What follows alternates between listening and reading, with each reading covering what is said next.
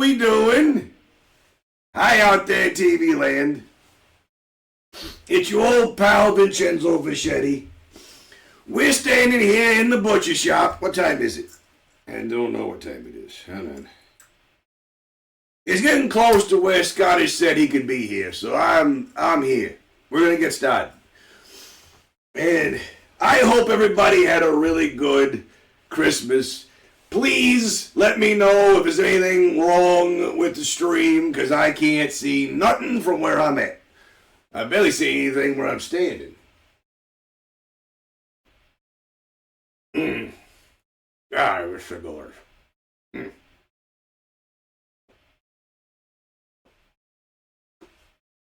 Today, on Ye Old Butcher Shop, Vinny the Fat Man, the kingpin of kingpins, the old man himself, the villain of villains, goes back to his roots. We're going to cut some meat today.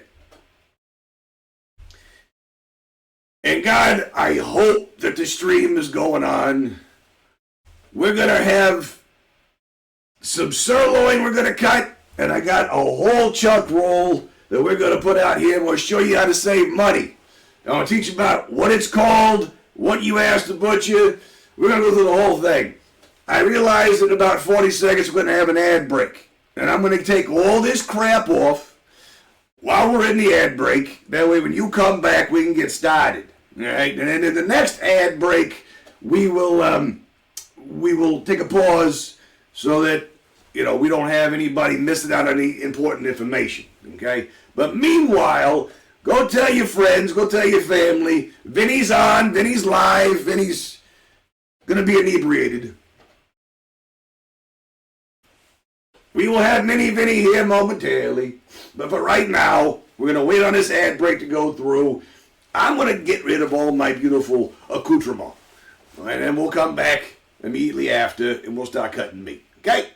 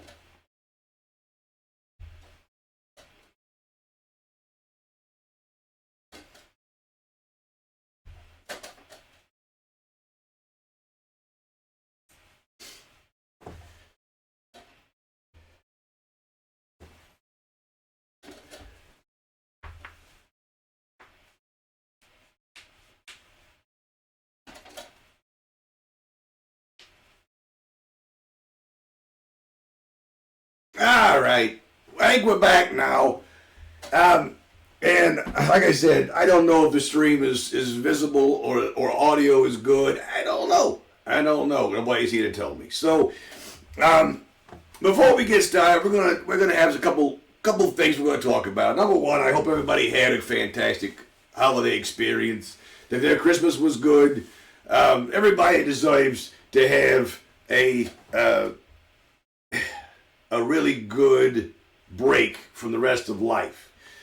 Christmas is supposed to be the time of giving, and I did my share of giving this year. I'm pretty sure I did. A lot of people don't understand that. It's not about the presents. It's about the act of sacrificing one's own time and treasure to give to another, to show your love and appreciation for somebody else. And I did that on a number of occasions. And so I hope everybody else and their families had a great, great Christmas. And then the New Year's coming up, and, you know, we don't want to get too crazy, okay? Is that tomorrow? Yes, that's tomorrow. Damn it. Hey, at 43 years old, I don't think I really thought I'd live this long. I really thought I'd be eating it at about 20. But, you know, the year 2000 and all that. But we have screwed up the calendar so badly that we don't even know what damn day it is for real. There's somebody in the Vatican that knows. The rest of us are all guessing. But anyway, let's talk about meat cutting for a minute. So, to remind everybody that I started cutting meat in 1998, right out of high school. I was brought into the meat department and started out in the deli and dealing with the customers, and did not get to touch a knife for about a year. And then and I worked with that company for a grand total of 8 years. And I didn't learn a whole hell of a lot when it comes to the grand scope of meat cutting, but I learned from various different, there was like a dozen different meat managers, and I learned a little bit from everybody. And, you know, you never just go along with whatever somebody tells you. You run with this until someone shows you a better way or a different way, and you might like that way a lot better. And I chose a little bit from this guy, a little bit from this guy, a little bit from this guy. And I taught everybody under me, because when I came up, they were like, you know, you get away from the block, because if you know what I know and they pay you less, then they can just throw me out, you know. So everything was kept real close to the vest. They didn't want to share, much like how professional wrestling veterans do. They don't want to teach because you can push them out of their spot. Now, I never believed in that way, because I saw it at an early age, and I've never behaved that way. Bet you my stogie went out again.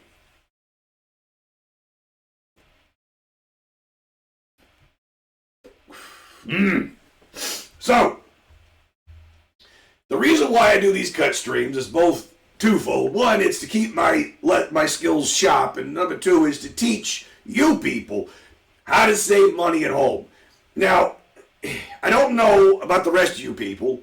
I don't live paycheck to paycheck, and I'm blessed by that. And I say that because there's a lot of people that I know they can't make ends meet regardless, and they eat a lot of fast food because it's cheap, and they say the health food's expensive. But I'm telling you, when you shrink the amount that you consume, like you don't take in more calories than you need to survive, you'd be surprised how little money it costs. Yeah, we all want to eat really good shit. We all want to have, you know, good meals. I hope that sound is good for you people. But the point is, it's an expenditure that you can control. It's also a health thing that you can control. So, by teaching you guys how to get away from the processed food, get away from the pre-cut stuff, and do it yourself, so that not only do you know where it came from, that you know that it's fresh and it's good, it's also cut the way you want it, and you can utilize all the parts, and you're not getting any waste. Because part of it gets ground, part of it gets frozen, you know, and nothing goes to waste. Vinny, come here. We haven't got started yet. They can see your face. Yeah, barely. Say hi to everybody, Vinny. Hi. No, nobody. Oh, that's Scottish. I waited. Scottish. Hey, Scottish just resubscribed. Yeah, he did. Whoa. Woo! Scottish in the out, lady. I stalled as long as I could, Scottish. I did. Yeah. I put the monitor way up there where I can see. That's why I keep staring up there. I gotta remember the camera's right here. So, welcome back, sir. Good to see you. Hopefully we get some more traffic. If not, I waited for you. Okay? You want some? No. Okay, I didn't think so. All right. So, Vinny, what are you going to do today? Nothing. You're going to get out of the way. Hey, tell people about your Christmas. For Christmas, I got a Nintendo. That was the big thing, yes. And I got a drone. Yeah. And I got Squishmallows. Yeah. And what did we just set up today? Nintendo TV. TV. You got a new TV from your grandmother. Yeah, that was his mother. She was my grandmother, but she is his mother. Right. Okay. So, I'm going to cut some meat. We'll bring you back in a little bit. I got to move the camera. I got to get angled where we can look at the meat, okay? But I need you out of the way because there's going to be sharp objects and Lord knows what else will be flying around. So go back and keep an eye on your sister, and then we will, I'll call you back in a minute, okay? Okay. Hey, Vincent, did you get any haggis?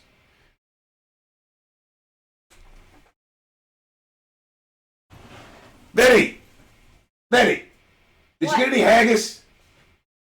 Tell Scottish that I didn't get any haggis for Christmas. No haggis for Christmas. I ate it. That's the way it is. Okay. Hope it doesn't start any fires right there. All right, I'm going to move the camera because I know you like seeing my pretty face, and I know it's like part of the gimmick, but I'm going to move it to where you can see when my hands are working. And then you can tell me how far off I am. Okay? All right, here we go. And on top of that, if the sound is wrong or what have you, please let me know because I don't hear nothing. I can barely see where I'm at, for the love of God. All right, so we're going to move this around just a little bit so you can see what I'm doing. Boop. All right, there's where my hands are. There's where the blade goes. Okay. I think you can see pretty good. All right.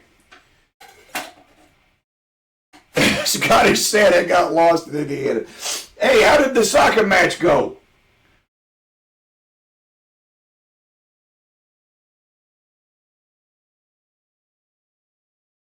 Come up a little bit. There we go. Now you can see the whole thing. Now you can see the whole board. And when I tell people about the smooth surfaces, okay, unless you got this board here across the entire plane, it's going to move. So I put these towels down for grip. That's what those towels are for. They also absorb excess blood. And speaking of excess blood, I'm going to need a trash bag for this thing. And well, you know what? I'm just going to utilize one of my trays right here for a trash receptacle to keep me from having to walk away. A tie again? God, you got to get tired of that after a while. Somebody's got to win. Like, you know, somebody's got to win these things. I'm going to put gloves on just to prevent me from having to go back and forth between here and in the sink. It'll drive me nuts. I usually don't cut with gloves because I like to be able to feel. But I know what I'm talking about with this, so I'm not concerned. I'm more concerned with the chuck roll. Okay, so this is a whole beef sirloin. It's also known as a butt, a sirloin butt. So beef sirloin butt is what this is. It is whole. The cap is on, and I insist on getting them this way for two reasons. One, it prevents them from stealing from you, and two, it's got this wonderful extra muscle that comes with it that is the best damn thing money can buy. The butcher shop whole beef sirloin is what they call it there. It comes bone in and boneless. It's hard to get bone in sirloin anymore because society likes everything to be done for them. But I say that the closest you can get to nature right off the beef, it better have a bone in it. But I had to get this from a place that buys prepackaged beef. This is from IBP. And personally, I'd rather have a real cut of meat, but we're at where we're at. Okay.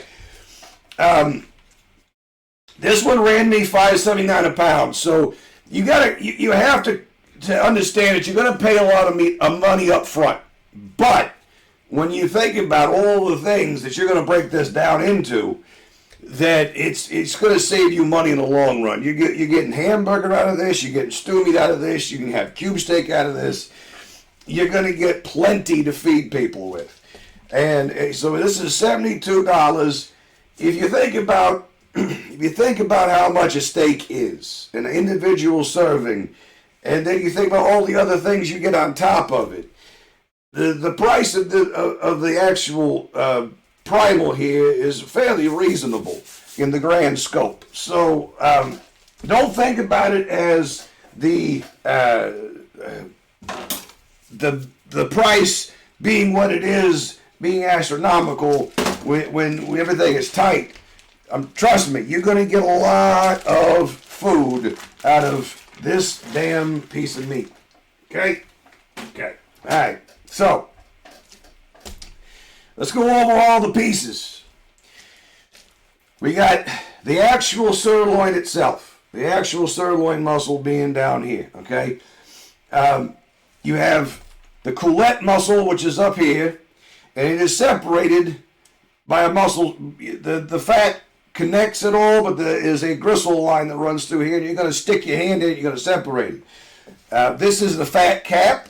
When you buy these off of somebody, you want to feel through the plastic how thick this is, because if it moves, if it flexes, then it's not very thick, and therefore you're not wasting your money on fat.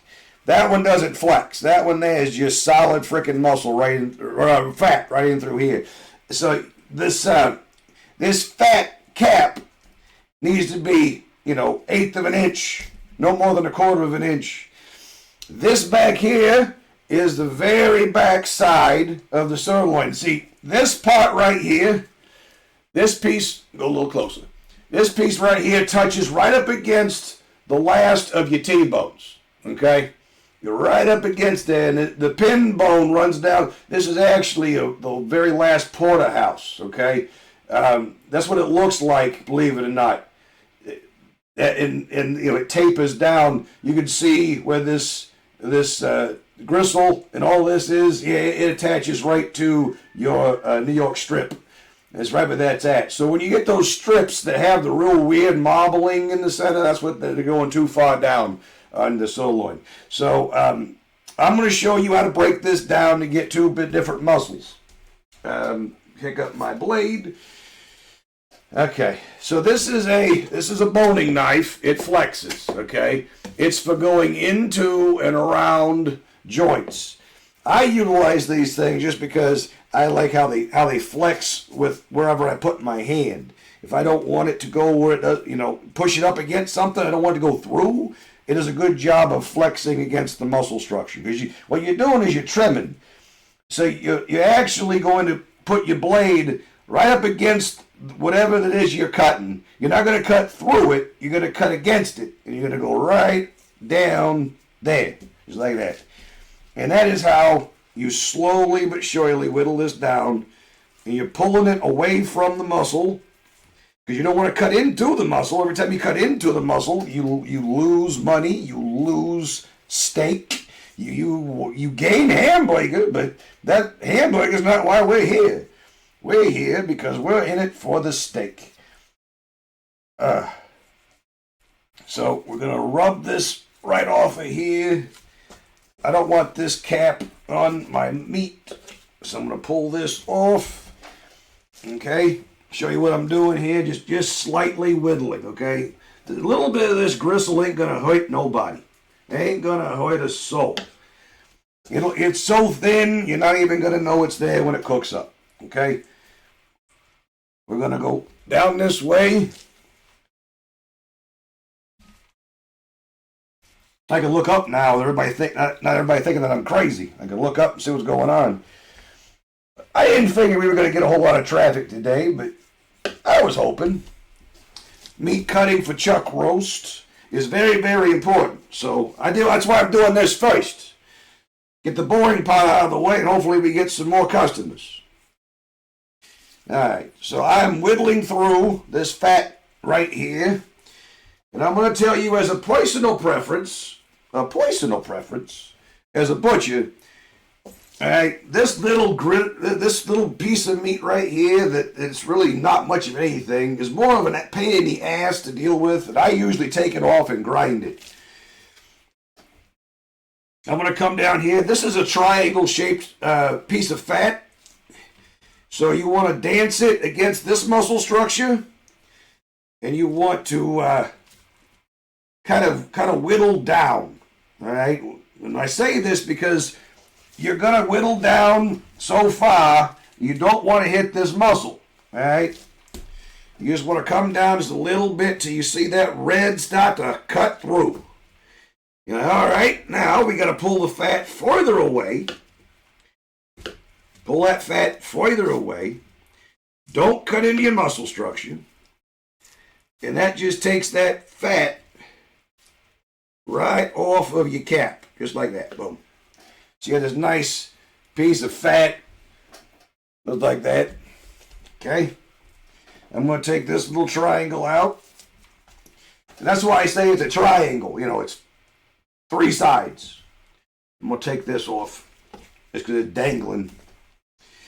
All right, now, the easiest way to take this off of here is to just pull straight off. And it will peel all the way off for you, okay? Get it past the muscle structure, and then you can take, because you can feel where the fat starts, right? It's no longer muscle, it's now this fat. So you just go down here and you go whoop, you go right down, come here you, right down that fat line, boom, just like that. Okay, so that gives you your coulette muscle, and that gives you your sirloin, your primary sirloin muscle. And I'm going to whittle this fat off of here just because I don't want it. I'd rather have it in my hamburger. Considering I got this lean chuck I'm going to show you guys here next. I need the fat to make my burger just a little bit better. I like mine to be a little heavier, a little more 80-20. Scottish, how do you like your burger, buddy? You like it to be fatty? You like it to be lean? Or are you still eating deer over there? Nothing wrong with deer. I'm a little jealous. So, a little bit more whittling right here. A little bit right there. Come on. And, son of a bitch. This little bit is not going to matter in the grand scope of anything, so I'm just going to whittle this off as well. Now, when you go to some butcher shops, you will see it look a lot like this. The coulette will be missing, all right? And we're going to go back to this right here. This is the gristle line, where the bone is ending, okay? This thing right here is deep. I'm just going to tell you, it's deep. So you have to gauge how much of a face cut you're going to take off of this thing in order to get past that and not screw up your steaks. If you watch my last video about the sirloin, I teach that the muscle structure is not from here to here. The answer is no. That's not how this works. You find the face. You find what I call the tail. All right, this right here. The muscle structure runs this way. It runs in the direction of this cluster of muscles. There's some running like this, but it runs, as you can see. I can hold it up closer if you guys need to see it a little closer, but you can see that the muscle structure runs in this direction. So you do not want to cut your steak from here to here because it's not the way the muscle's running. You'll want to tighten it just ever so slightly, because when that pit of gristle is right here, if you cut that at this angle, you're getting down even with this, and you're getting rid of that without wasting all this extra steak down here, okay? So I'm going to cut using the big blade. Woo! Look at that bad boy. And I'm going to, like I said, we're going to go beyond this gristle, what I think is about that deep. All right? And we're going to change the angle of this face. to go more in this direction. Oh, yeah, Daddy.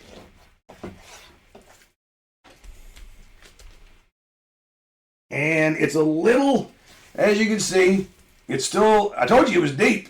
It's still a little bit on the gristly side right here. And this is that muscle that I say annoys the hell out of me. Because the sirloin itself is here. But this extra flap annoys the absolute hell out of me. Alright. So let's get in here and take us a little bit more of this gristle out. Like I said, I'm grinding mine, so I don't care about a little bit of steak loss. And there's no such thing as steak loss around me. Not at all. Because I do all kinds of things with my steak. Such as, oh yeah, baby. Man, I miss being a meat cutter.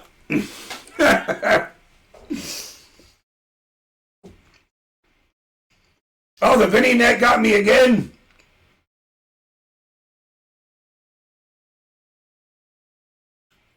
Tell me when I'm back. Because I can't see it from here.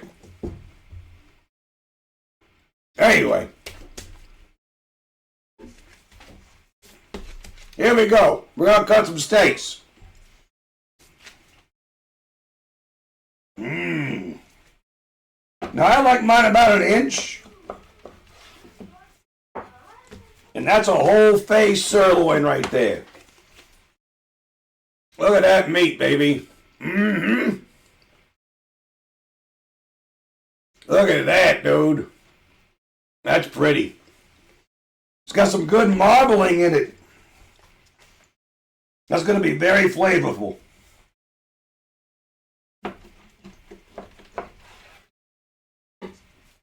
Look at that. Look at that marbling. Look at this. That is going to be very tasty. Oh, my. Woo! So, yeah, we're going to take all these steaks off of here.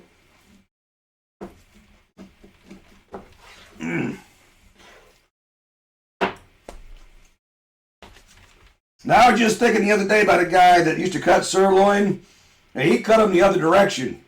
And it was weird, but his steaks were always flat as a pancake. And that's the important thing too, is when you're making your strokes, you have to continue in a very straight and even fashion so that the muscle lays flat when you cook it. It looks good. You don't want any what they call wedges. You don't want it to be too big on one side and too little on the other. So you want it to be as flat as a pancake, and that takes a lot of effort and a lot of skill and a lot of experience. Now we come down here to this one. We're going to take a face cut or a tail cut, whichever way you want to look at it, and we're just going to knock off the edge. And that could be your cube steak. That could be your stew meat. That could be your stir fry. So you cut this off of here. Take this tail off. There we go. Stew meat. Only got to be like this, right? And then your stir fry. Real thin cuts and strips. And that's good for your soups. Your Asian soups. It is the best for your fajitas. When you can't afford skirt steak, get that sirloin in there. Sirloin is a utility cut. It can be used for like anything. And there's various things that this can be used for. Make your own hamburger. The reason why I say that is because you don't know what's in those packages, guys. You do not know what's in those packages. See, just because it says sirloin, it could be, dog parts for all you know. All right, before I wrap the sirloins in for the freezer, and I'm going to show you how to cut those down. We're going to take this coulette muscle apart.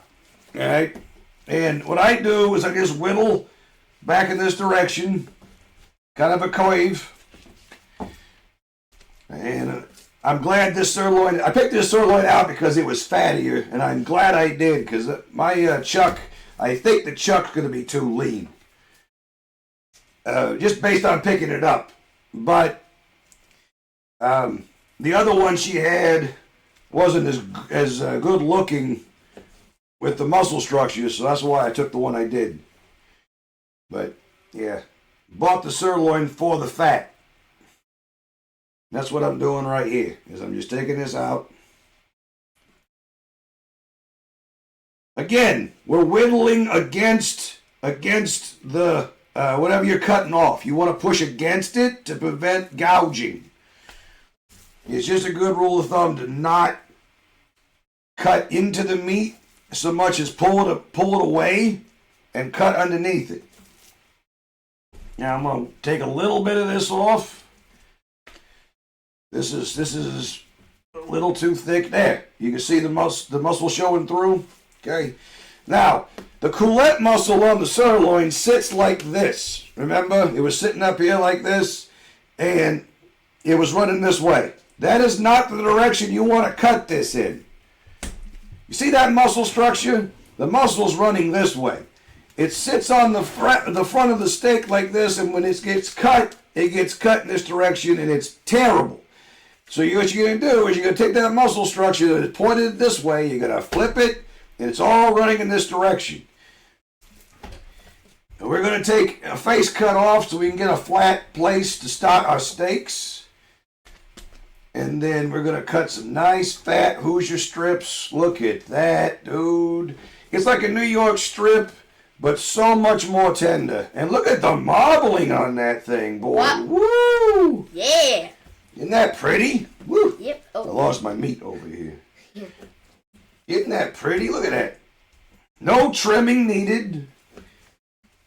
Look at that. Little bit of trim right there.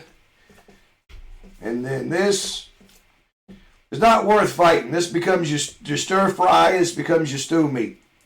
Yeah, I'm just going to grind everything. I don't intend on using any of this for extra. But let's say you want a cube steak. Vinny, I need my mallet. Go over there and get me my mallet. It's fixing to get loud in here. Don't cut yourself. Careful. There's a whole box of tools over there. Get me my mallet. So it's looks like a hammer, Vincent. There you go. That's what I need. Okay. So what you're gonna do is hand me that. Thank you. Don't trip over anything for the love of Pete. What you're gonna do is you're gonna open this piece of meat up and butterfly it, make it as flat as possible. I'm gonna take that fat off of there. I didn't see that on the other angle. You'll take this, open up like this. Bada bing.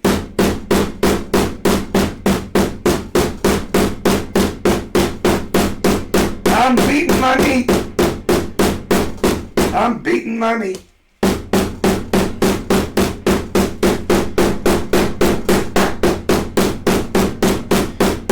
It's getting loud in here, isn't it?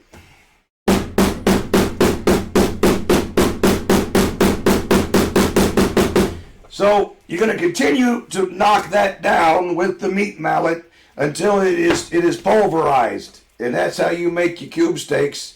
Real thin cuts of meat, and I mean it's a process. Can I? No, we're in the middle of an ad break.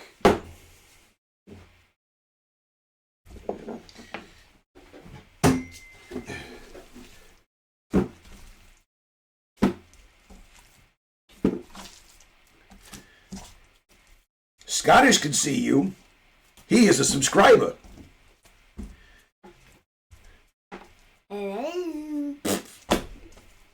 He can hear you. You just can't. Yeah, he can see us because he's got a subscription. All right. I'll get that in a second.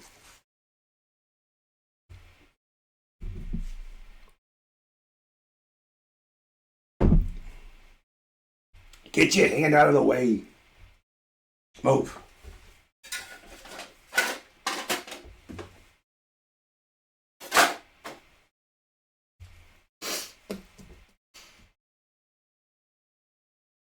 And we can start You can hold on just a minute.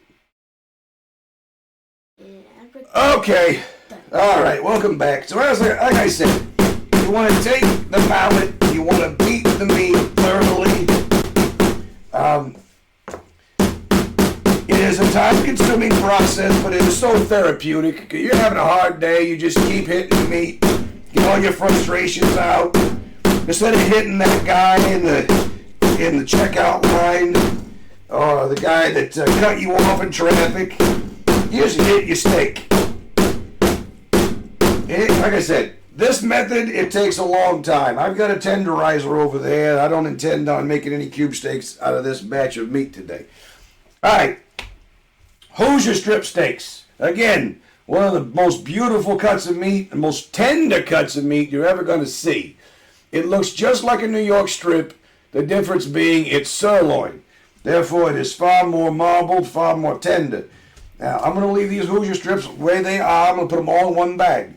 This technically is called a petite sirloin, which is where you take a sirloin steak that is so big that you can't afford to eat the whole thing in one sitting, but God knows I will.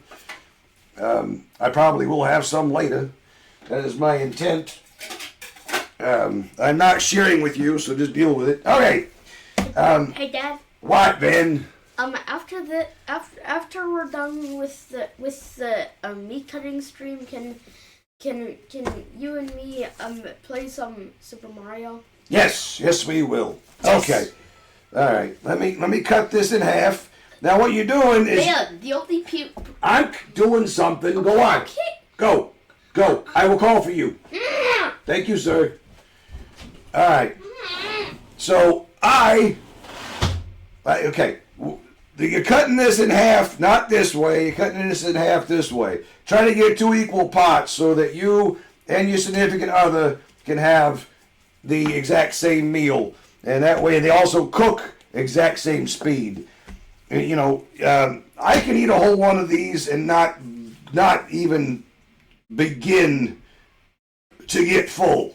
I enjoy steak. I enjoy sirloin. But with my kids, we got to do like 4 in a package because you got 4 people eating. All right. We're going to cut these down. And then we're going to package them. All right. Now, I hope that this was educational. I hope that you guys understand.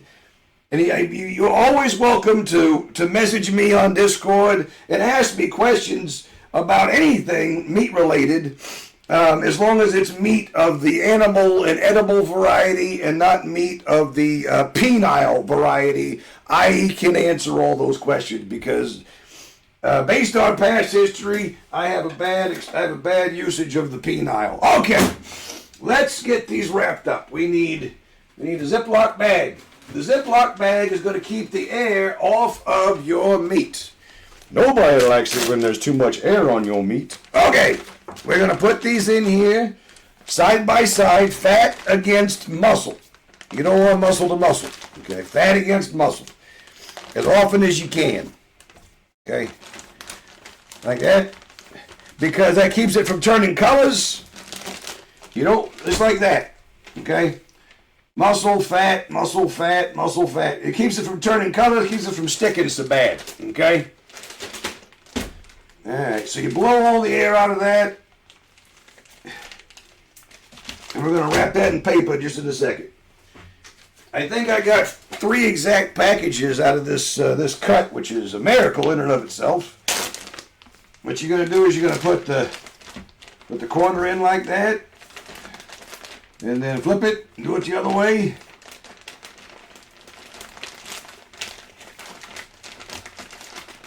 Come on, you. And then this last one goes right on top. Okay? Okay. I was blessed with the knowledge of being able to cut my own meat. And I think that it's important for the rest of my friends and family and those out there that want to learn the craft also get the opportunity to try. You have to save money in this damn world the way it is. No, I'm off by one. That's okay. We will take a smaller piece here. Get in there, you. You want it to be flat. You don't want them to overlap. So make sure that they're flat. They're touching on the corners. Pack them in there nice and tight. The chuck roast I'm looking forward to a lot. I'm sure there will be an ad break involved in that one. I'm going to have to try to pay a little close attention. But the chuck roast, I implore you, is the best way of saving money when you can do all the other things. When you can grind your own beef, when you can make your own cube steak. It is lucrative to buy it in the large primal than it is to buy it from the store in the package. All right, I'm going to wrap this in butcher paper. Let me put my towel down so my paper doesn't get dirty. I remember a time in the streaming career of Vinny Vachetti that I used to care about the way these things looked. I don't give a shit no more. As long as you guys can see and we understand how this is supposed to work, then we're doing just fine. Alright. I'm going to fold this up one more time and I'm going to cut it off. There you go.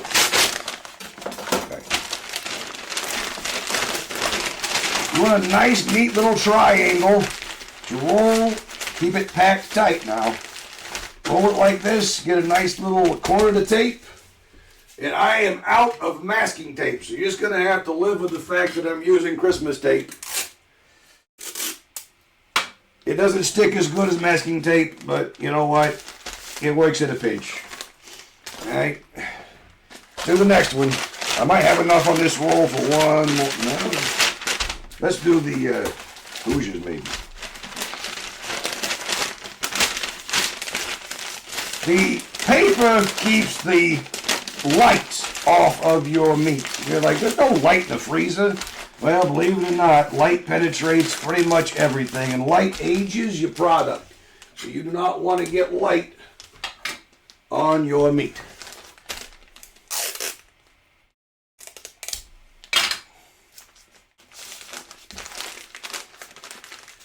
Okay, let me get my other paper out here.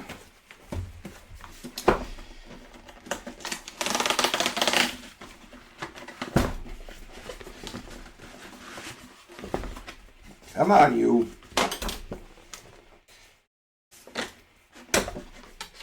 I use that knife for literally everything. Okay. Ta-da!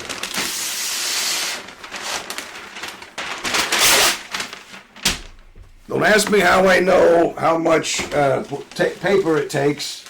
I have all these experience, and it just kind of does its own thing. I don't even have to ask myself why I know that anymore. And why do I know how to get exactly that much paper? You know, I don't know. 1,000 years of experience, I suppose.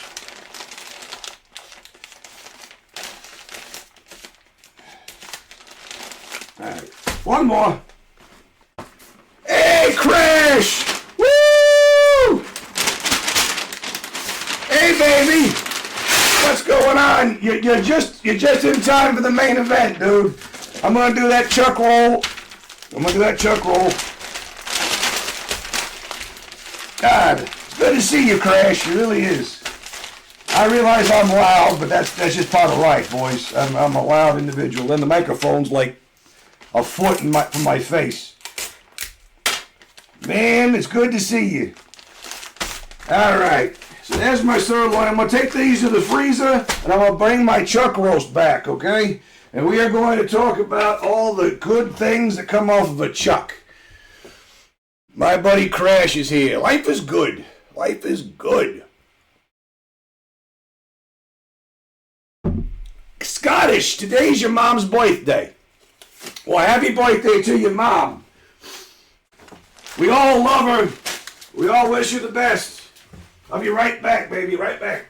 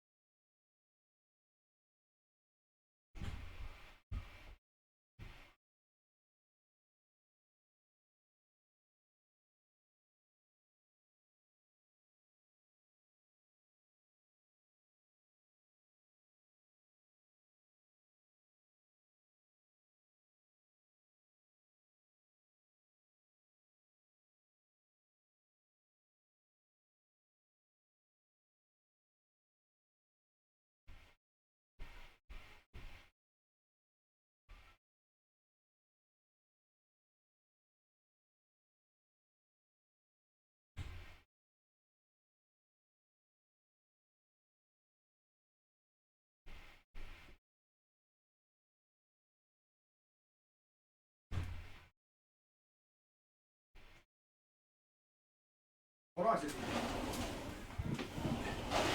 I'm back.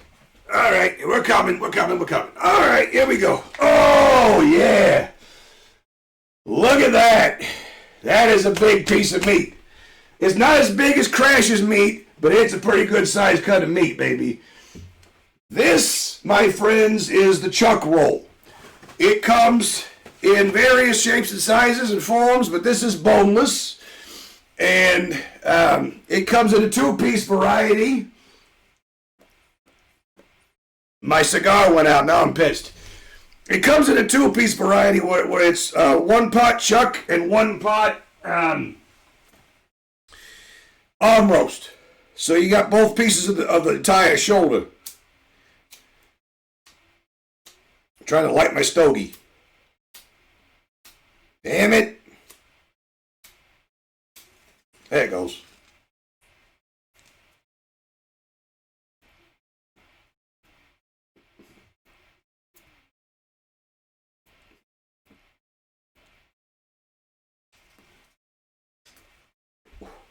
There we go.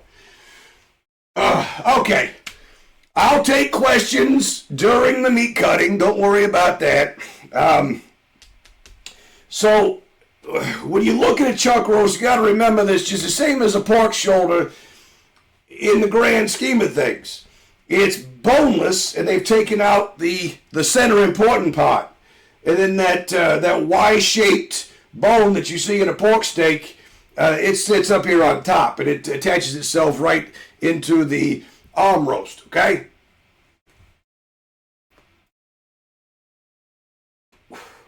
Before I continue, though, Crash, if you're not familiar, every time somebody subscribes, I gotta take a shot. And Scottish resubscribes, so here's what I'm drinking today. It's a 12-year Scotch whiskey. This is my first time opening it. There we go, Dad. Give me a shot of this. So, yep. Thank you, Scottish, for your resubscription, baby.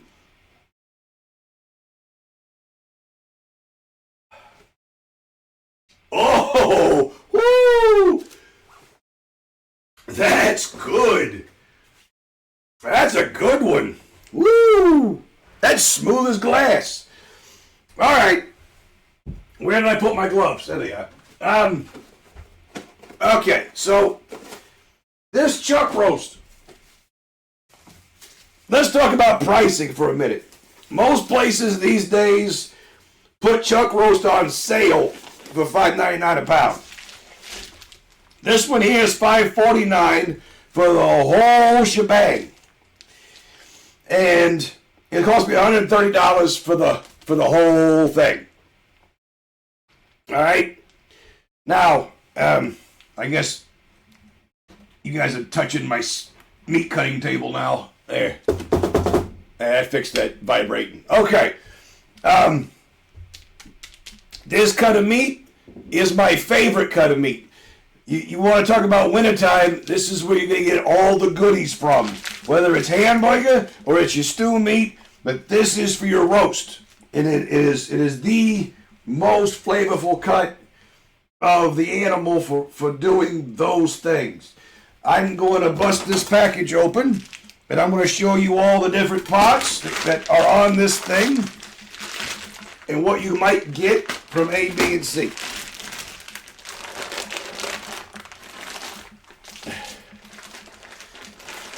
I'm glad Crash came in, man. That makes me happy. I usually lurk on his stream to make those viewership numbers go up, because those are very, very important numbers. All right, you see when I took it out of the package, it immediately opened up and changed shape, and now we got all these different pots laying all over.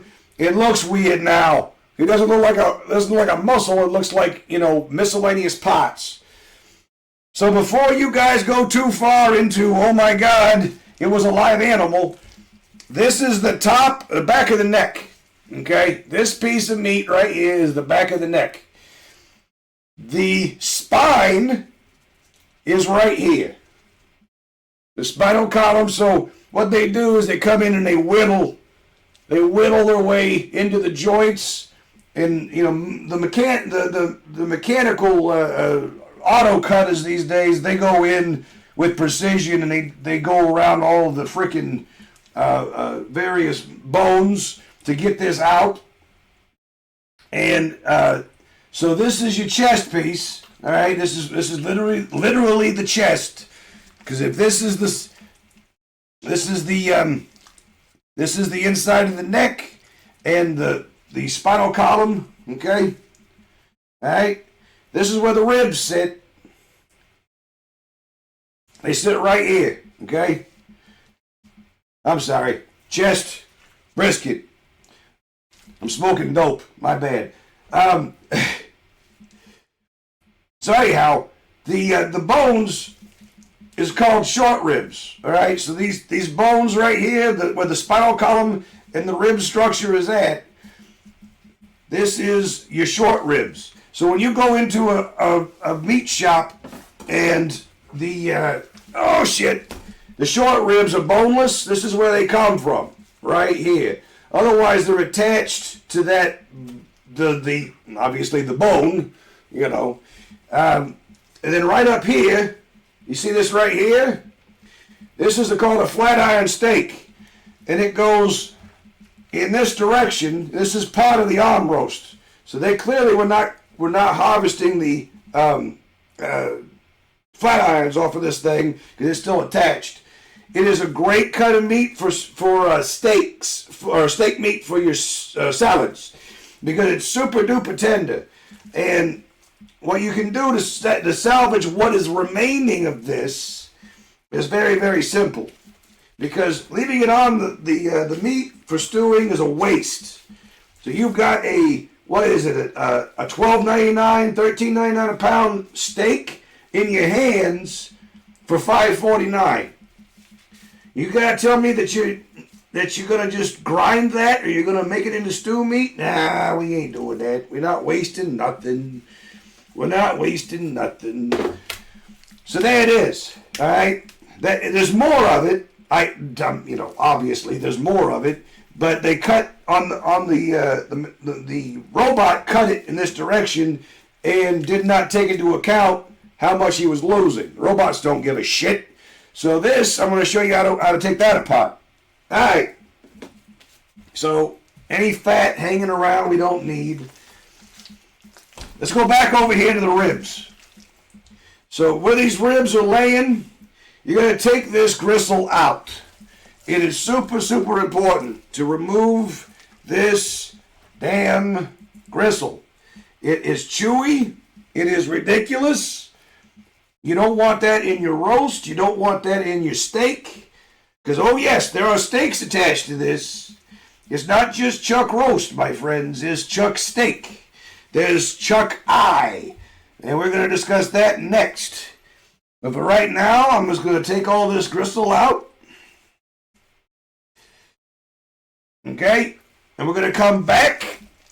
I'm waiting for questions from the peanut gallery. I got no questions so far. All right. This short ribs, you can leave this on. You don't have to take it off. I recommend taking it off. It's a huge high class meal these days. Where like chicken wings got to be popular. Short ribs are also very, very expensive. Whether they're boneless or they're bone in, they're going to be expensive. So what you're going to do is you're going to come around and you're going to pull that muscle away from the primary muscle. You're just going to pull it just a little bit. Just a little bit. All right? You're going to go down at a straight angle and pull that off. All the way down. You don't need any of this. All the way down. All this neck shit, not important. Okay. So you're taking that off. You want to go past this fat. So you want to go in and get beyond that. I got to break this down. It won't fit through my damn grinder. All right.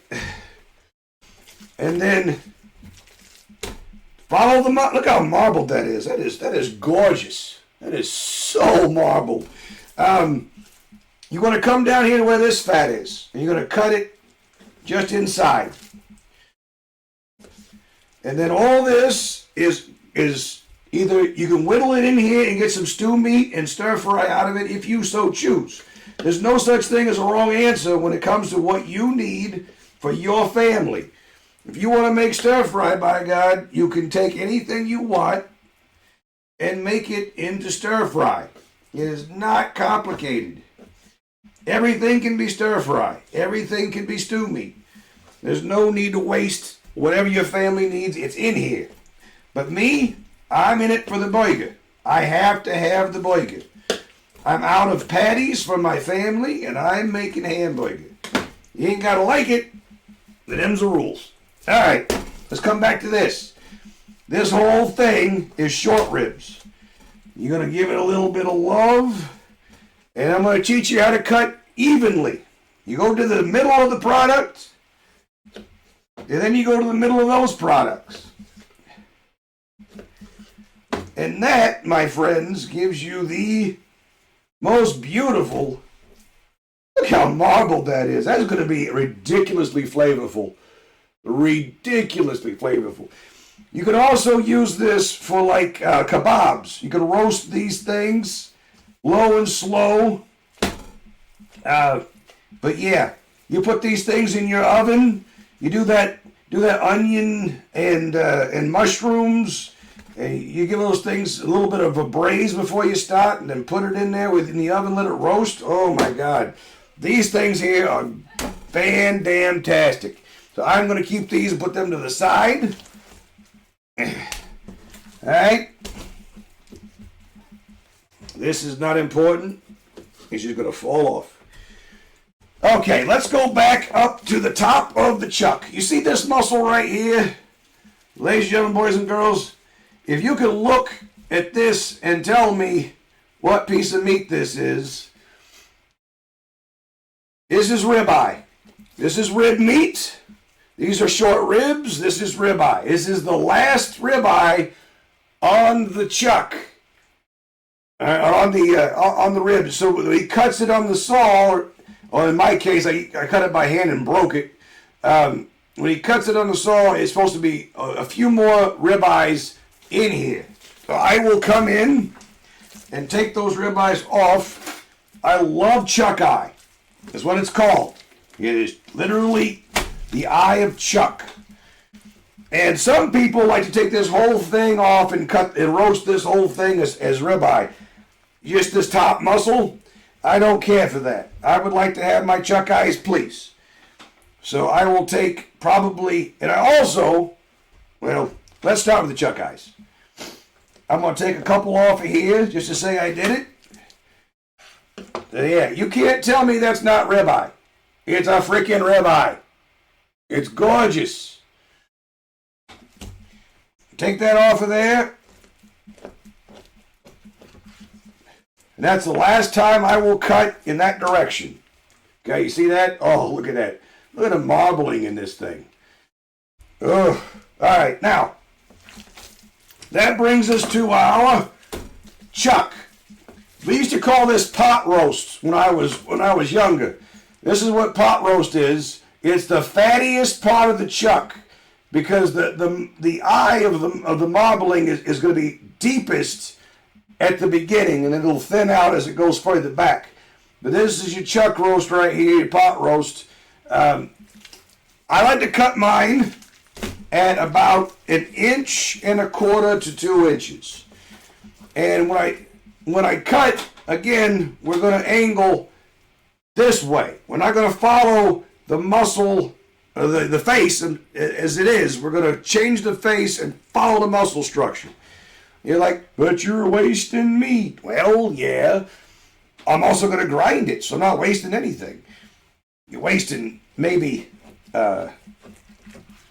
somebody's profit at a grocery store, but all right, so I'm going to go ahead and take this off just because I'm greedy, and I'm going to grind this thing, which is, again, this is definitely your best stew meat. This top of the chuck roast is the best for stew meat, so very, very tender.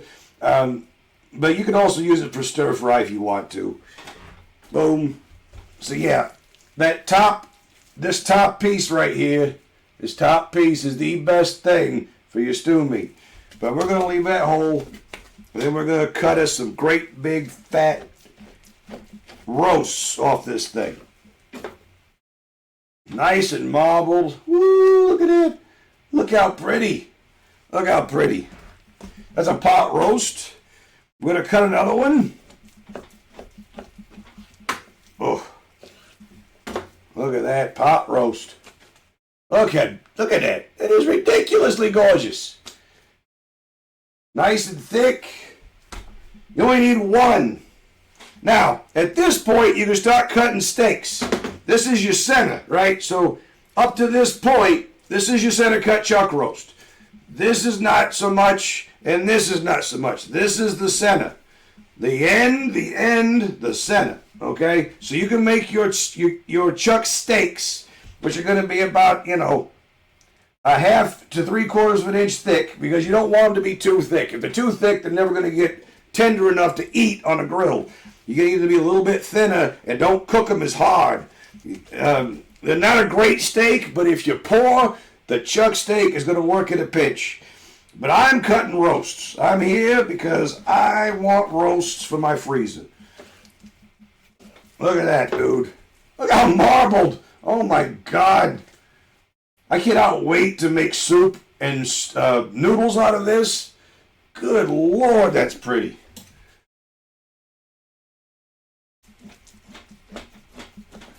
I was certain this was going to be too lean, but man, look how friggin' beautiful the marbling is in this.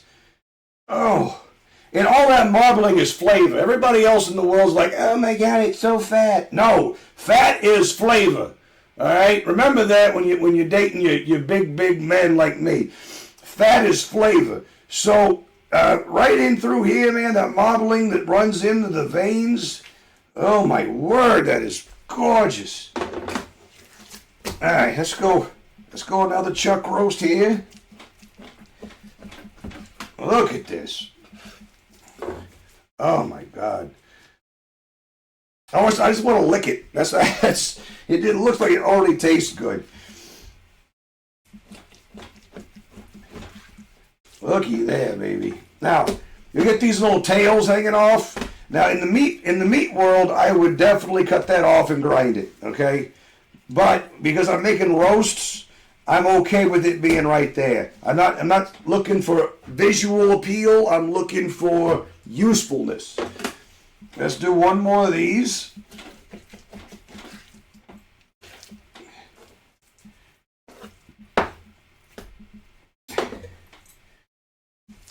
That one right there. And again, okay, let's say here's a good teaching tool. Let's say you get down here and you just don't like the way that looks. You don't like the way it's going to cook, maybe. Look at that right there. Okay, we're going to lay that flat like this. And then we're going to take our butcher's twine. And I know what you're thinking. You're like, Vinny, what the hell are you going to do with twine? Well, let me show you.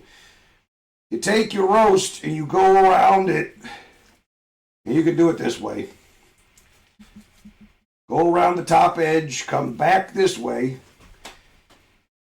I love teaching the butcher's knot.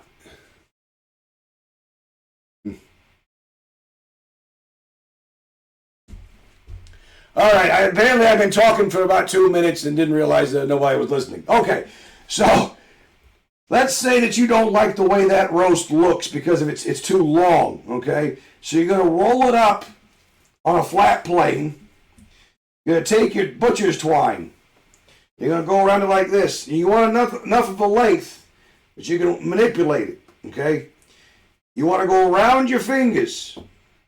And then you're going to kick your fingers with that loop around this way. And then reach all the way over and pinch.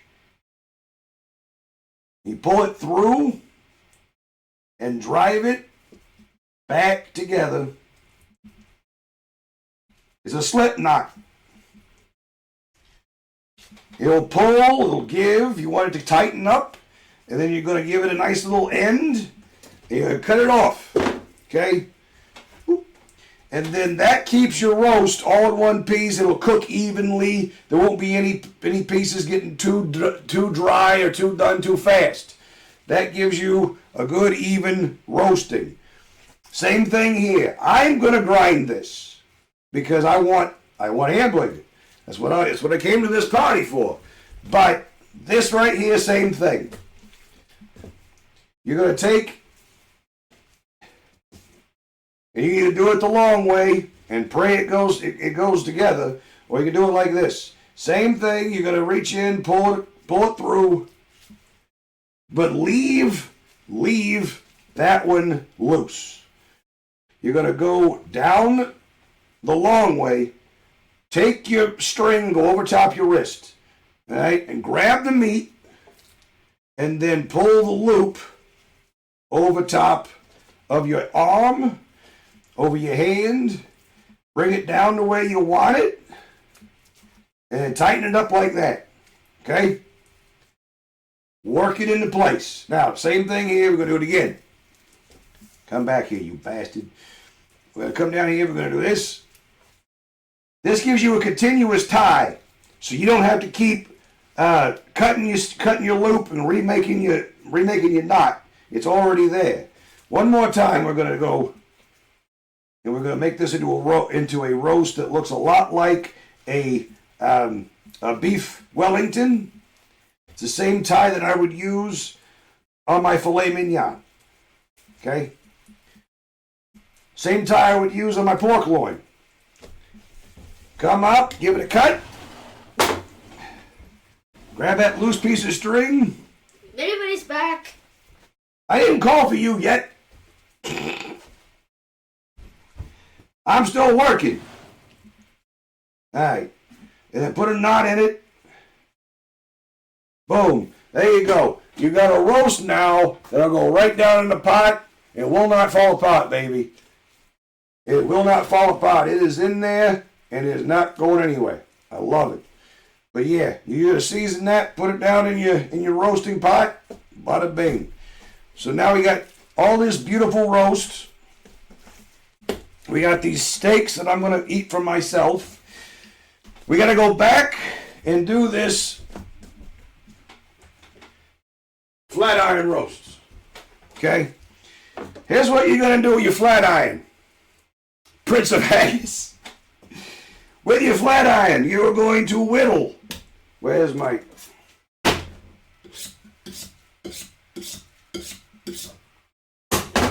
You're going to whittle. And I do mean whittle. Work your way up this gristle. The gristle will not cut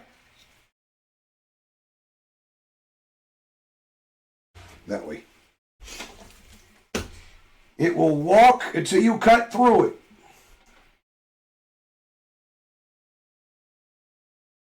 Pull it up and whittle underneath it. It's very, very important. And I'm having problems with my blade, apparently, too sharp. The funny thing about sharpening knives is you can get it to where it'll cut through all the gristle and it won't cut through meat. You can't figure out why. And you get to where it'll cut through meat and it won't cut through gristle. And you can't figure out why. It's a funny thing about the molecular structure of steel. Okay. We're going to whittle this down. And you're going to see that flat iron starting to stick through. On a full flat iron, there are two pieces. There's one on each side and a really big gap of gristle down the center. And I highly recommend that you cut that gristle out when you're going to make steaks, but leave it in when you're going to make roasts. It will melt, and you'll never even know it was there. It's the weirdest gristle structure I've ever seen, but it does work. I've seen it myself. I used to not believe it because like, man, that gristle is fat. But no, it will literally turn to goo. It's the weirdest damn thing. All right, so get this gristle off of your steak. And this is all going to be hamburger anyway, so I'm not worried about that. Okay. This gristle comes off. Nice and pretty. Oh, no, we got to start over. Damn it. The work's never done. The work is never done. We're going to take the steak out of this gristle. I didn't say that it was a fast job that we were doing. It's very time consuming. Very time consuming.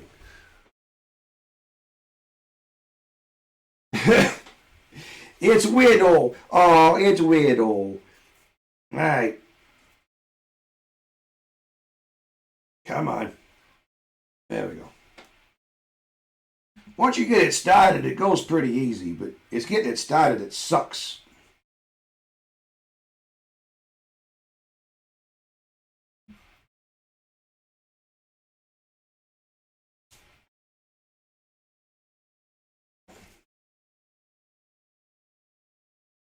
You don't want to eat this. It's very, very chewy. It may hold the moisture in, but I assure you, you do not want to dick with that. And when it gets hot, it also curls on you, so it'll make your steak misshapen.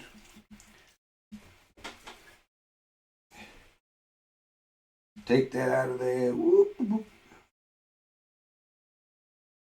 All these skills I used to have, I don't ever use them anymore. See how tough that gristle is, boy? Woof. Everything is worth a little time to get the best flavor. You are correct. You are correct, my friend. I'm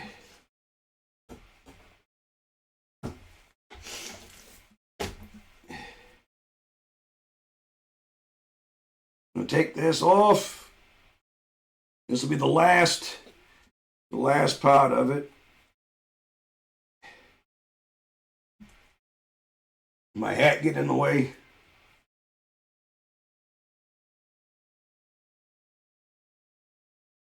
And take that out. All right. I think I'm going to leave that right there. So that gives you one flat iron steak. That's just one. And it goes a lot longer than what we got, okay? But yeah. So again, the best possible steak meat for your salads. It's great stir fry. Absolutely fantastic stir fry. But this also makes good. You could roll it up. You could stuff it. You could make your medallions and roast it. You know, this is what this is for. You tenderize it. Okay, rouladen is a good example it can be used for. But I'm going to leave that whole because I will probably eat that with my other steaks. Bada bing. I'm going to take this off and grind it just because that's what I want to do. Ribeye.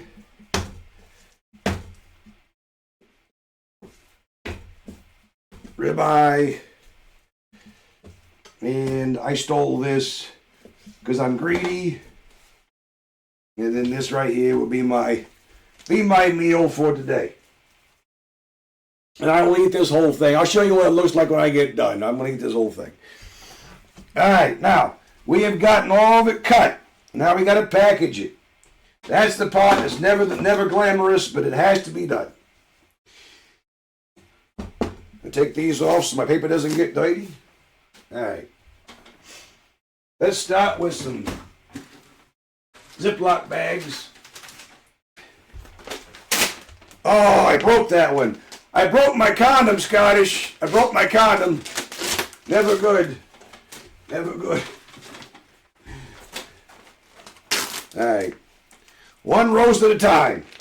Not complicated.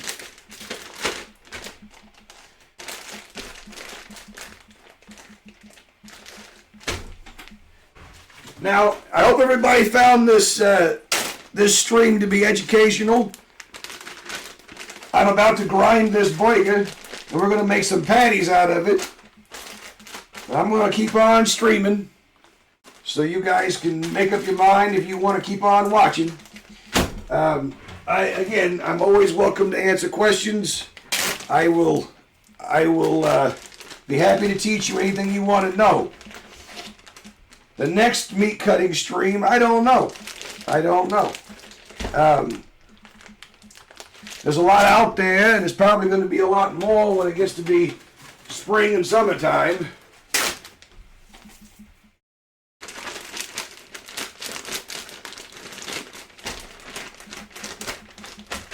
But out of that $130 that I spent for this thing, you got to think how many pieces of meat I got out of it.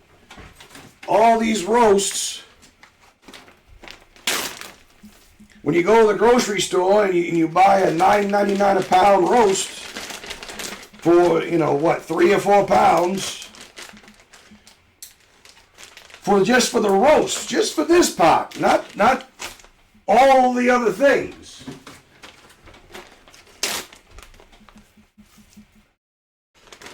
I was overdue making a new butchery stream, but man, I've been busy, and to be honest with you, I've been hiding behind Vinny for at least a year. I have found my own personality again, and it's both refreshing and aggravating, because I don't like me all the time. I'm sure as hell you guys don't like me all the time. But my own personality has come back, and I like it. Because I was freaking damaged for a long time. But my personality is definitely back, and I think it's going to be a good thing. If you were selling what you cut plus the burgers, you could probably make $200. Oh, dude, you can make more than that if you were selling it individually. If you're selling it individually. You think about the hamburger on top of that, right? The hamburger itself, look at this. Look at that.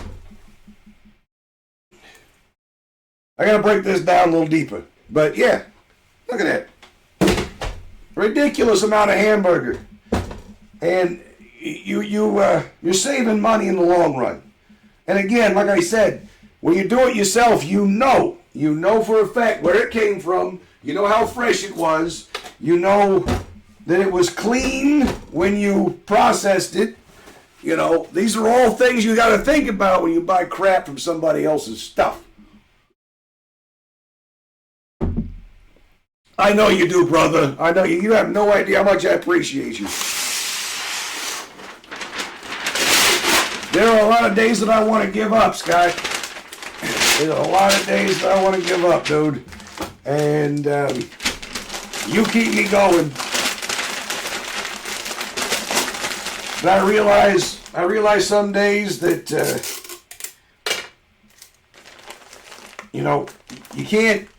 you can't win them all, and you can't be the king every single day. So I am understanding that it will take a long time to find more good people such as yourself that enjoy my company, enjoy what I do. Until then, we will slog on for as long as we have to. There's a guy called the Meat Dad. He's on, I don't know if he's on the TikTok or what, but he also teaches how to cut meat. And I'm not your dad. I'm your damn boss. And I'm telling you exactly what I want you to do and how I want you to do it. It's not the best way. It's not the only way. Is it my way? I don't know. I stole everything that I know from somebody else.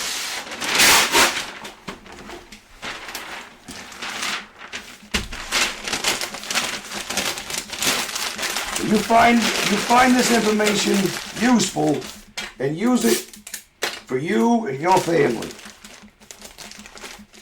Because life is expensive. Stop giving them your money. Stop it.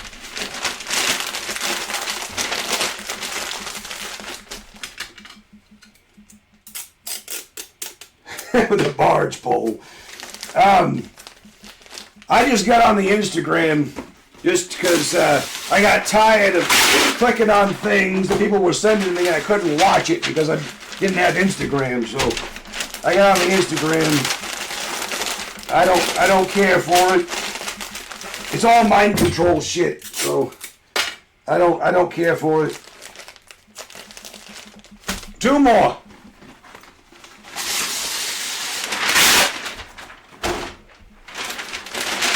But yeah, I do believe that I've been hiding behind the mask that is Vinny Machete for at least a year. At least a year. That I was using it to prop myself up when I was depressed. And yeah. I was hiding behind a mask. So I'm starting to get my attitude back. And it's both a good thing and a bad thing. You guys are gonna fucking hate me when you figure out exactly how big of an asshole Vinny really is. I was the apex asshole for many, many years. I'm starting to get that fire in my gut. Okay, so there we go. You don't have Twitch either. I know you don't. So I'm gonna keep, like I said, I'm gonna take this meat here. I'm gonna season it because I'm not cutting anything else. Well, okay. I'm gonna make hamburger. I shouldn't do that. I got a bowl over here. I can season my steaks in a bowl.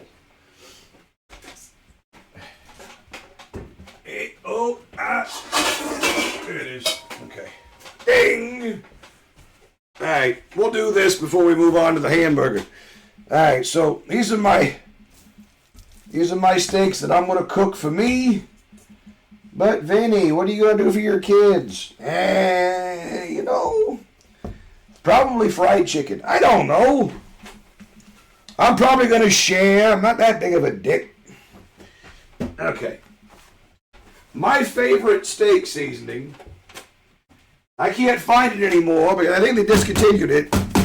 Probably because truffles are expensive. But Weber used to make a truffle seasoning, smoky truffle, and Bubby, let me tell you something. It is one of my favorite flavors in the whole damn world. I might even suck this off of a dick. I don't know. It's possible. I've done worse things for less important, less loved sensations and or flavors. I usually take this particular seasoning to Thanksgiving, and man, I will put this on everything. The vegetables, the steak, the pork chops. We're going to let that marinate for a little bit. Let it break down the muscle structure for me while I continue the stream towards the hamburger. All right. Let me put these in the freezer, and I will come back and we will grind the hamburger. We'll make some patties because I got all my equipment ready. I'm looking for people to join the mob and people to subscribe, because every time you like, join the mob, or subscribe, I gotta take a shot. Them's the rules. So we need new members of the mob, baby. Let me put these up, and I will be right back. We'll grind some hamburger. We'll blow the speakers off of my computer with that loud ass grinder. It'll be fantastic.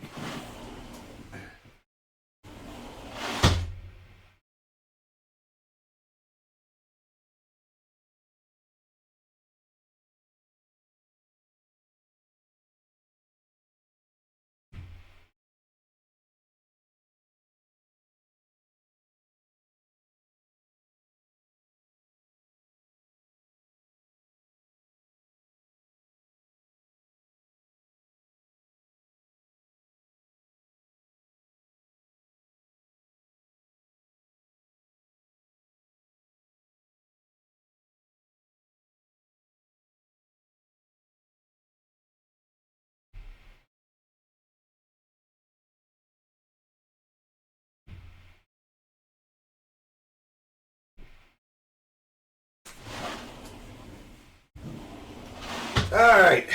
$20 says that my damn stogie is out again. Yep. Stogie's out again.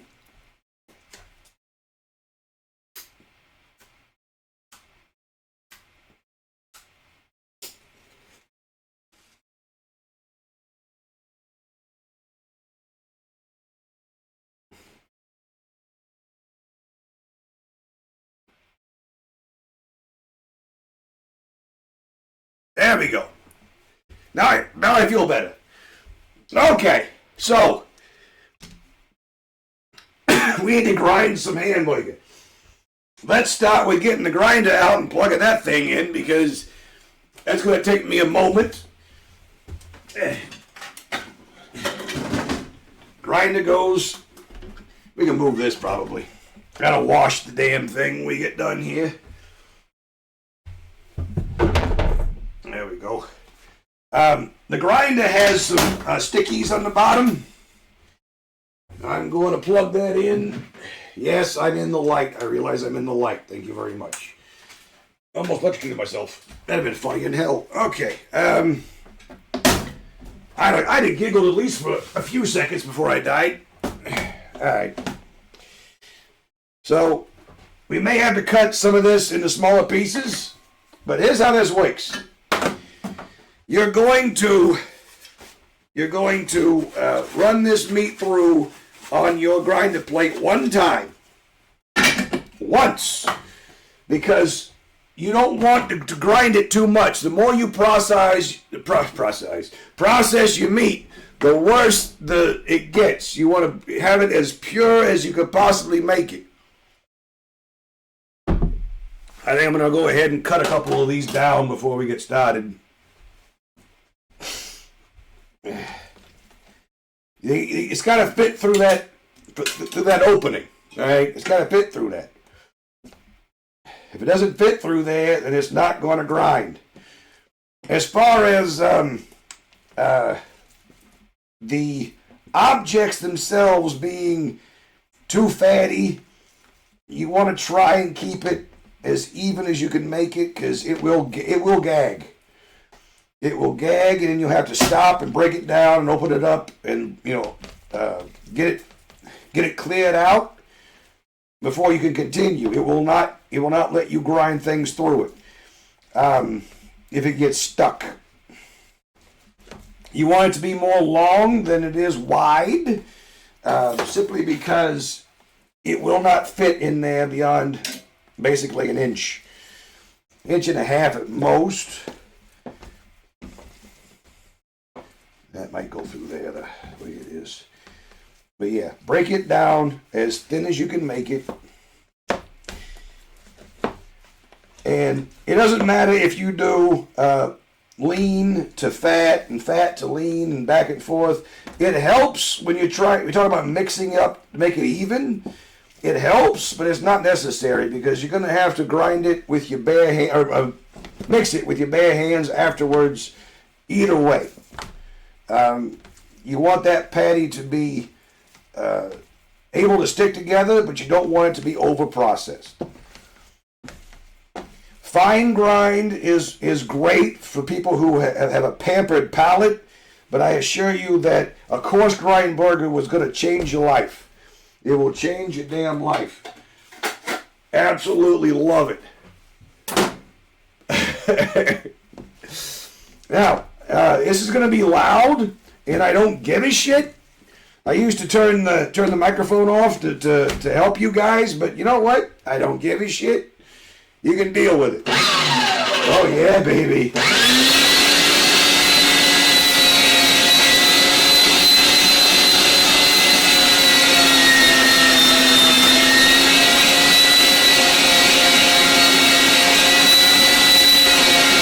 Oh yeah.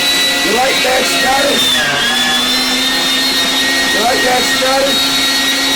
Huh? Oh yeah.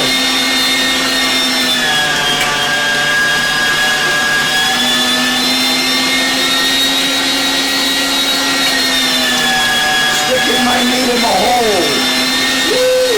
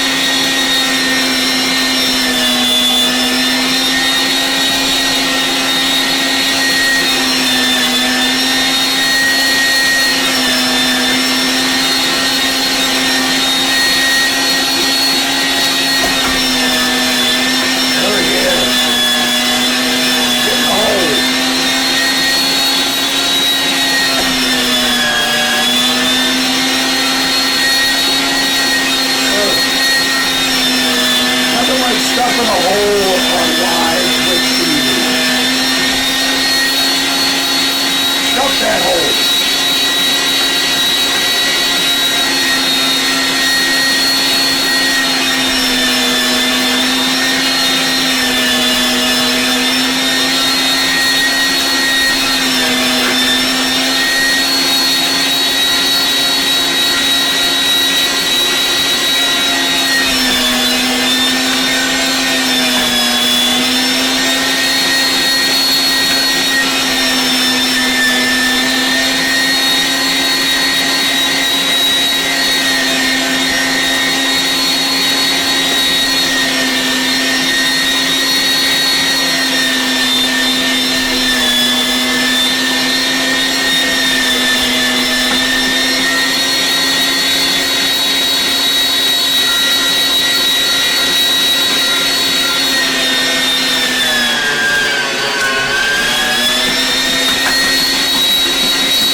There you go, Mountain Man. That's for you, baby. That's for you. Little Mountain Man action right there. Oh, we're in the middle of an ad break. And we missed it. Well, when we come back from the ad break.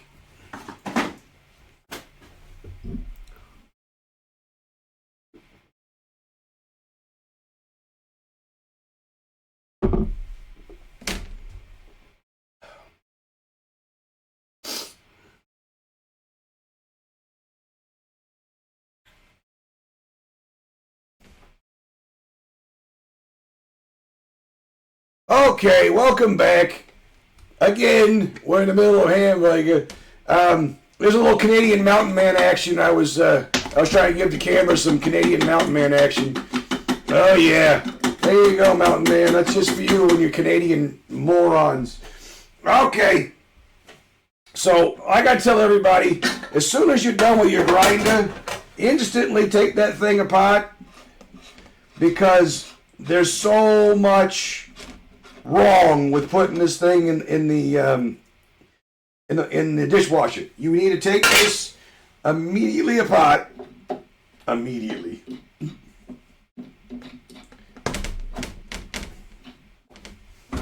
Okay? Because you do not want this thing to get dry. You do not want it to get stuck on, because with this auger and the inside of this thing is a bitch to clean out when it gets dry. Okay, so you take that bastard immediately to the sink. I'm gonna put this on my steak. Where did I put my? Oh, over here. Just throw it on the grill. Eat what's edible. Okay, so we're gonna put that in the sink momentarily. First thing I want to do though is I'm going to mix this up.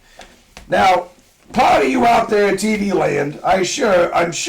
I'm looking at this going, oh my God, look how fat that hamburger is.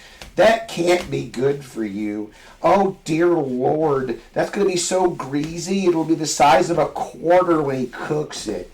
Listen to me, you bunch of yuppie shitbags. It works like this. You all talk about how lean and healthy you want to eat until you go to a restaurant and they've got brisket burgers. Do you know what the hell a brisket burger is? It's made with brisket. And if you ever seen a brisket, it is 90% fat. So for those out there in TV land that are like, this is too fatty a hamburger, I'm going to tell you right now to shut your fucking suckhole. Because this is the best shit you're ever going to put in your mouth besides Vinny Vichetti. I told you I was back, Scottish. I am a mean SOB. Okay. I am an absolute dickhead sometimes. Okay, there we go. We have gotten our hamburger nice and mixed. It's even. You try to avoid large chunks of fat, large chunks of meat. You know, it is what it is. Large chunks of fat you may wanna break up a little bit. All right, let me take my equipment to the sink and wash my friggin' hands, and then we'll come back and we'll make hamburger patties. All right, uno momento. I'm going to the sink. Why is it?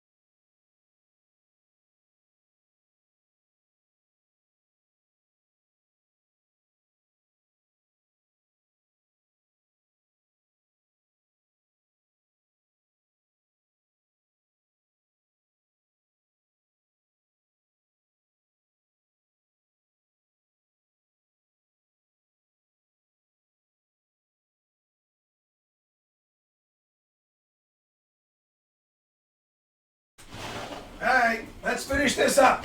Let's finish this up. We got places to be, things to do, and I gotta clean this fucking mess up that you people made. I can't believe I let you guys fuck up my equipment and everything dirty, only for me to be talking to myself. This is bullshit. Okay, I'm back. We're here now. Are we live? Oh, damn it. Oh, we had an ad break. Just kidding, just kidding. Okay, so we're gonna make hamburger patties. And you're gonna ask me, but Vinny, how are we gonna make hamburger patties? I don't have any equipment. Then buy some equipment. Don't look at me for everything. I mean, shit. All I can do is give you the skills. I can't actually do all the other steps for you. All right. We're going to put this back on the table. My stogie's probably out again. Yep. Here's what it is. We're going to get our hamburger press out, which looks like this. It's a nice little thing you can get on Amazon. Oh, yeah, Daddy. Hey, I'm a TikTok girl. Check this out. Okay, I'm sorry. Is that too much? I'll turn it down. Go fuck yourself. All right, there we go. So here's what you're going to do. You're going to put one patty on the table. You're going to put a patty on top of that. And you're going to put this in here. Now, you understand? You got one here, you got two on the table. Right? So now on the inside of this thing, because I guess it's made in England, it's only got grams on it. And I have not done the research to figure out which one's a quarter pounder, and I do not give a shit. What we're going to do is we're going to put our hamburger that we want to make into a patty into this patty press. Okay?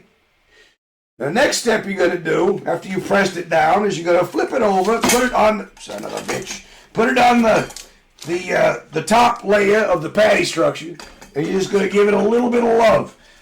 Oh yeah, right there, baby. Oh, how you like those apples, Dad? And then what that gives you is this beautiful, even that is. Beautiful, even, wide, thick. Oh, it's a thick daddy. Oh, yeah, baby. Patty. And that's just the way it works. One down, one wax paper in, and just pack that thing full of meat. You know, like Mountain Man does when he wants a title shot. He packs that ass he's got full of meat. Okay. I can talk shit about him because he's never here. Okay. Oh, there you go, baby. Who's your daddy? Vinny is. Okay. And then you can utilize the next patty.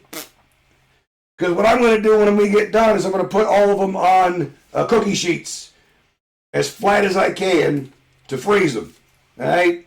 Look at that. Oh, look at that patty, baby. Look at that shit. Oh. Now you put them together, they're going to freeze. They're going to freeze in that position, and you use the wax paper to separate them, okay? But it's entirely up to you what you want to do. I don't care. We're going to utilize all these fucking wax papers.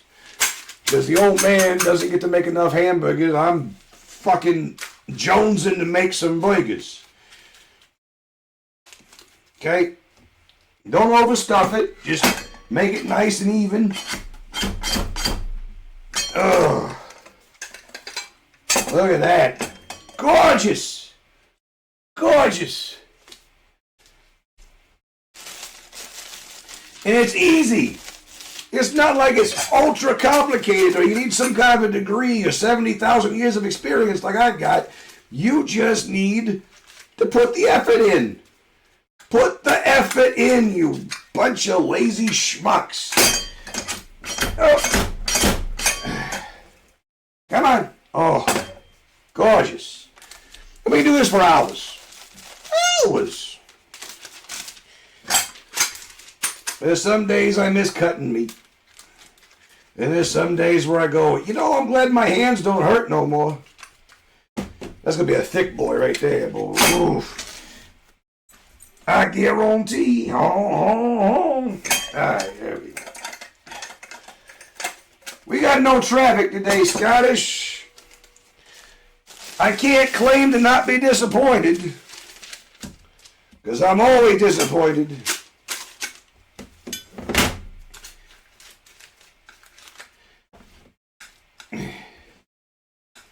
There we go. I got graphics made for Shaggy and Masked Man, because Masked Man was the last one that subscribed, so I gave him a graphic.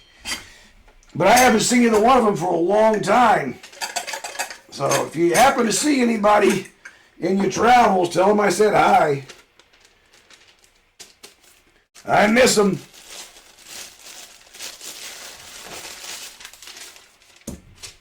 Horse? What do you mean horse? Who was talking about whores? Did I say a whore? Where did I say whore? Was I talking about my mom again? Hookers. Son of a bitch.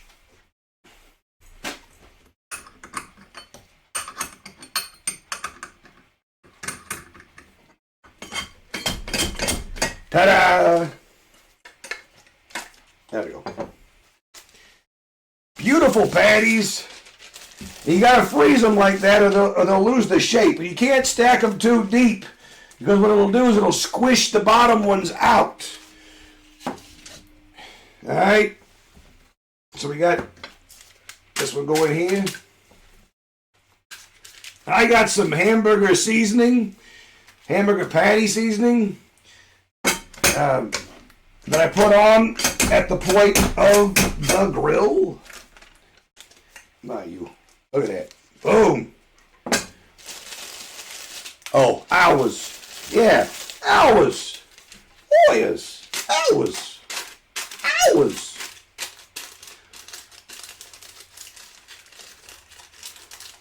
Get in there, you. All right. I am mildly offended that we did not get more traffic. But that's what I get for only getting to stream once a week, right? I was exhausted yesterday. I had no gas left. I had no gas left whatsoever. You can ask my little boy, he was like, Dad, are you going to bed? And I'm like, yeah, dude, I am freaking tired. We were going to play together, but man, woof.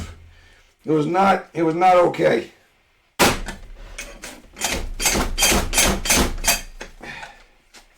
Let go. Okay. Then we got like 2 or 3 more here. And I'll get, there you go, slap those stickers on.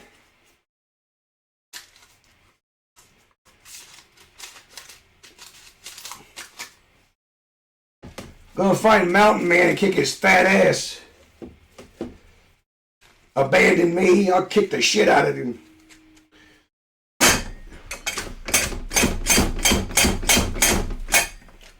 Are they still doing twerky? Should it be time for fireworks? As far as tonight goes, I'm going to try my damnedest to do some streaming.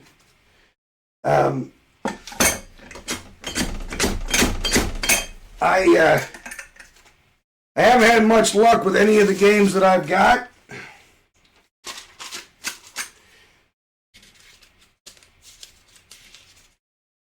Damn it. And I haven't felt like playing in front of people. I wish I'd been recording that win I had, but such is life. That one's going to be thin. Look at that. That one's thin. That'll be sissies. Okay. So now what we have here is a mess that I got to clean up because you people made me make a mess. I had to hire somebody to come in and do this work because I'm tired of doing it. Okay. I am now taking questions from the audience as large as it possibly can be. I'm taking questions. Anybody have? Oh, Crash! Slapping on stickers. Do it, Crash. Do it. Let me move the camera. Let me move the camera. Hold on. Yeah, because we're done cutting meat. I don't want anything left to show you besides my dick. There we go. Yeah, I cut meat the entire time with my hat on. So, hide and seek a fortnight with your 30 minutes. Yeah, good deal. Good deal. Yeah, I can't stand the Fortnite. Fortnite's no fun for me. Okay, so are there any questions, any comments, any concerns about the meat that we've cut here today? I'm always happy to do any old job you guys want me to do. If you guys want to see a cut of meat done, then where do we do this? Because I will go out and buy filet. Do I take any special precautions before I handle my meat? All right, so you may not be able to see it in the stream because the camera is higher than usual. But this is my meat cutting scabbard. This is where we stick the knives so they're not on the table. Sometimes you'll catch me putting them down on the table just because I know I'm going to pick them right back up.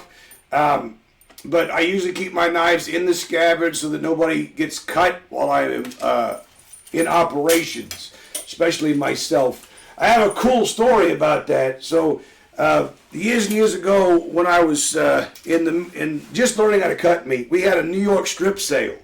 And if you've seen a strip loins are about yay fucking long and about that damn thick, right?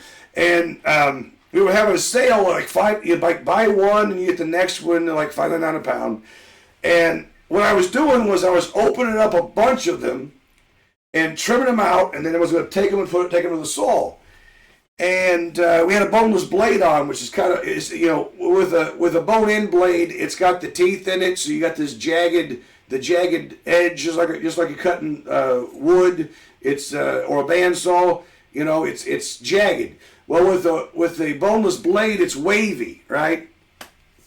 So I was going to pick up and cut the meat on the saw, and what I was doing was trimming them all out first. So I trim all the roasts out, and then I pick them up and put them on the saw. Well, I finished trimming, and I did the first one or two, and I reached across like this to grab the primal, and there was a blade sitting on the table like this, with the teeth, with the blade facing out. I reached across like this, and I pulled that piece of meat up and sliced all of my fingers at the same time.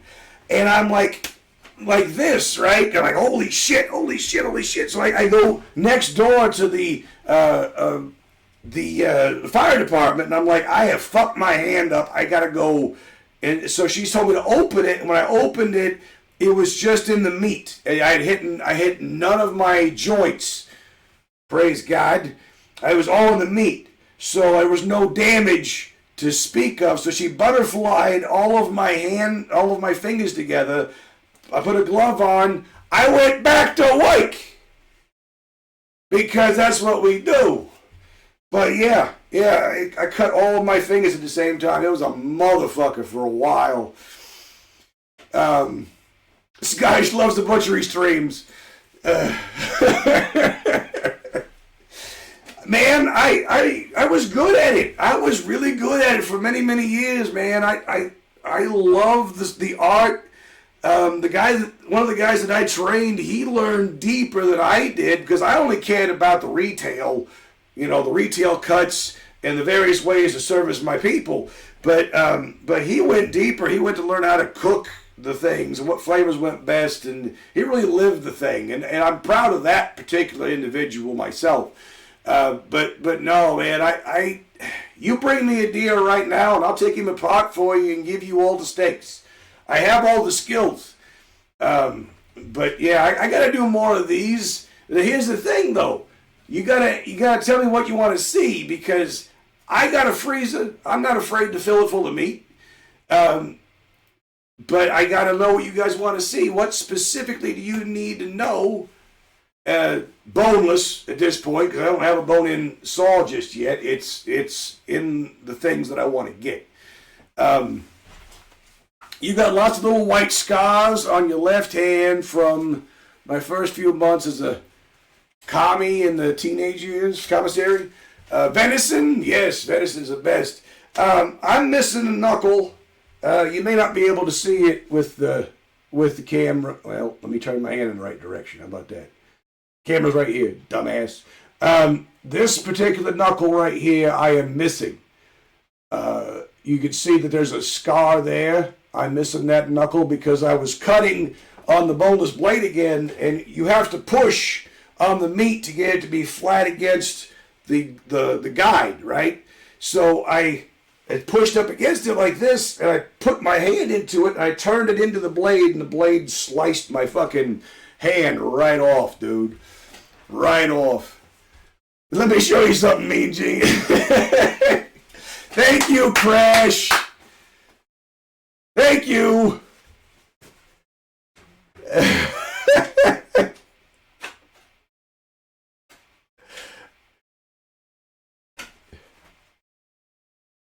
Oh, okay. I see. I'll have to look at that.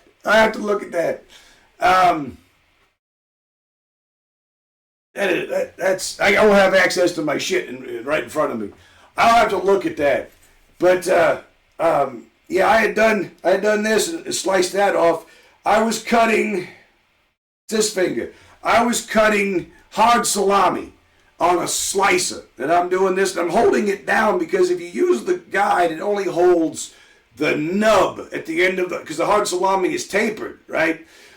And so I was holding it on like this, and I was slicing it so it would stay flat because otherwise it wanted to kick. I'm into customer service. I'll do whatever it takes to give you a good product. And it had bucked, and I sliced the tip of my fucking finger off in the slicer. I'll never forget that shit. Because the kid she had with her instantly threw up on the floor as soon as I sliced my finger. I was like, God damn it. Oh, it was funny. Relentless Dirty Sow Super Finland? Relentless Dirty Sow. Yeah, I'm a dirty pig. You're right. But yeah, I was good. I was good. But I got a stab wound in this hand, and you really can't see the scar anymore. I mean, you just can't.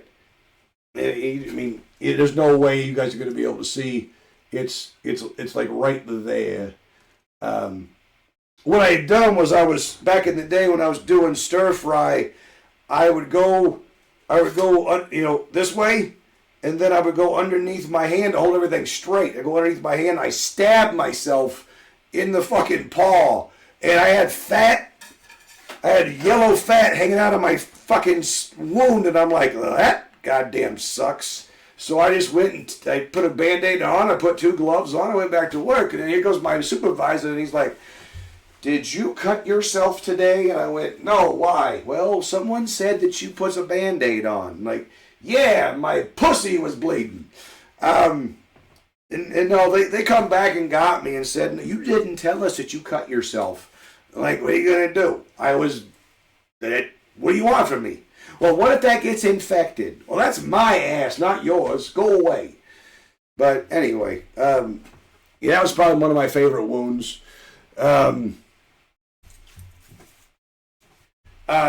My favorite wound, though, and I tell this story all the time, and I'm gonna tell it again, was doing the whole round. So it looks like a ham, but it's fucking cow, all right. And I was doing the whole round, and it was bone in, and I had a hold of the pelvis because you got to cut around like this. You got to cut around the pelvis and go underneath the bone and whittle down to the socket where the hip joint's at, right? So once you get in there, you got to get the knife down to where the gristle is. So you're whittling this way, right? And I got a hold of something like this, and it wouldn't move. And I'm prying on it, and finally it broke, and I went. This is back when I was 300 pounds, right? I was huge, and I was like. I looked up, and everybody at the table looked at me, and they were like, "Are you okay?" And I went, "I'll be right back." And I went back, and I had a wound in my belly about that fucking deep, but I was all fat, you know, so it didn't stab nothing. But man, oh man, that's my favorite wound. And my favorite wound is that one. So yeah, you know, dropping knives on your shoes and shit, you know, that always happens. But yeah, no. I do miss it, and I'm glad everybody, well, by everybody I mean those who are present, I'm glad everybody really enjoyed the work that I do. I hope you learn from this experience and then take it and enjoy the fruits of your labor, because this is what it's all about, getting the best cuts of meat for yourself and for your family, despite what retail wants to do to you, okay? So I'm going to take these, like I said, I'm going to put them on cookie sheets so that they're individually flat, and I'm going to freeze them. And I'll probably leave a couple out for the kids, and they can have that, like chop steak, instead of having steak, and I make everybody happy. Right. All right. Mini.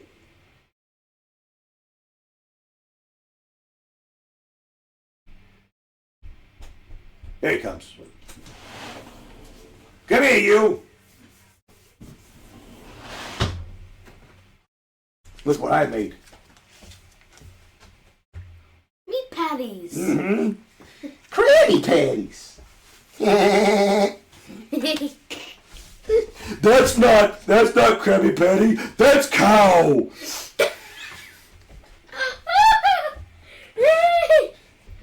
I don't care what it is. I'm not eating it till you cook it, SpongeBob. All right. So, hey, say hi to Crash. Hi, Crash. No kisses. Just kidding. Don't do that. He don't care. Hey, tell Scottish. Say thanks for watching the show. Thanks for watching the show. Hey, you want to do the chop thing? Oh, yeah. All right, do the chop thing. Crash, here he goes. Ready? Oh! That was a good one. That was probably the best sounding one so far. We might have a new chop to go on our stream. That hurt.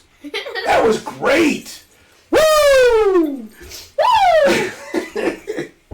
Woo! That was glorious. I like that. That was good. That's not Krabby Patty, it's cow. That's cow. It might be manatee. Let me see. No, that's my butt. We're in an ad break. We gotta wait for the ad break's over. Oh gosh, it's got 19 seconds. It got 19 seconds. I think they both can see me, so I think we're all good. Scottish needs to give me a shot. I think Scottish needs to give me a shot. I'm calling out on him to use his own channel points. And when he comes back from the ad break, we'll end the show, okay? Okay. I'm having steak. Look at that. What? Yeah, I'm gonna cook all this. This is gonna be good. And then yeah, you and Sissy can have patties. You can have what they call chop steak. Okay. We got 30 seconds. Oh man, that was a good chop. It was a real good chop. And then we'll go back and we'll do some Switch for a little bit. Okay, you and me will play some Mario Kart. Wait a minute, I've got to look at something on the TV. Hey, it's good. They're gonna be back. 10 seconds. Give him just a second. Oh. Crash says take a shot. God bless you, my friend. Shot! Good man. I know he could be counted on when I needed him. Welcome back. We're hit the end of this here stream. Crash just redeemed take a shot. So, Daddy, I'm taking a shot. I got a bottle of Balvenie from the wonderful land of Scotland. It's good. I don't think it's as good as the Dalmore, but man, is it good. Thank you, sir. Appreciate your help. Oh, that is smooth. That scotch is good. Yeah, I wish I could have some, but I can't. No. All right. Vinny, we're going to have some patties for supper. You look at that. Oh, man, that's going to be so good. Wait. Tell... Chair shot? No, I don't want a chair shot. No chair shots. What? He posted a chair. Musical chairs? No, we're not doing musical chairs either. Okay, so Vinny, the next butcher in line. Are you ready for some steak? Yeah. Yeah. Are you ready? You ready to go play some Switch? Yeah. Okay. So, you watched your dad cut meat before, right? Yes. Yes. I cut up meat. I make steak. Everybody eats real good. Yep. Yeah. Vinny the Butcher. Vinny the Butcher. That's right. VIPofButchery the Butcher. That's right. And you're going to learn all these skills yourself. Right? All right. Okay. Probably. So, I'm going to go cook. To joke about cheers. Oh, chairs. Okay. I haven't seen that before. You have to forgive me. All right. So we are going to go. We're going to cook some steaks. We're going to play some Mario Brothers. Woo! I showed him Mario too, and he's staring at the TV going, "What is this?" No, it's Mario. I swear to God, it is. Crash Override's like, heck yeah! Heck yeah! Heck yeah! Hey, tell Crash you've been playing Fruit Ninja. I've been playing Fruit Ninja on my VR. Yep, and you played hot dogs, horseshoes, and hand grenades. And what were you doing? You were shooting hot dog people. Well, actually, I was having a sword and I was stabbing them. Stabbing the hot dogs. Yep. All right, Vinny, we got work to do. We got to clean this place up because these people made a mess. And then, yeah. And we're gonna eat. We're gonna eat good. We're gonna get fat. I want everybody out there in TV land to have a fantastic New Year's. Don't drink too much. Don't hit the weed too much. And stay away from everything else. So, Vinny, tell everybody, say Happy New Year. Happy New Year. And how many more days until you get to be 8? I think 7. 7 more days. 7. Yes, 7 more days. So, Vinny was born on 1/6, and he's got 7 more days to go, and he will be 8 years old. So I was born in 1616? No, January 6th, 2016. Will you stop? All right. All right, everybody. Love you guys. And as I tell everybody, what do I tell everybody? Be good to yourself. Be good to each other. You need to remember that even though nobody else out there loves you, I love you. I love you. I love you too. And everybody loves Vinny, baby. We'll see you next time. Be good.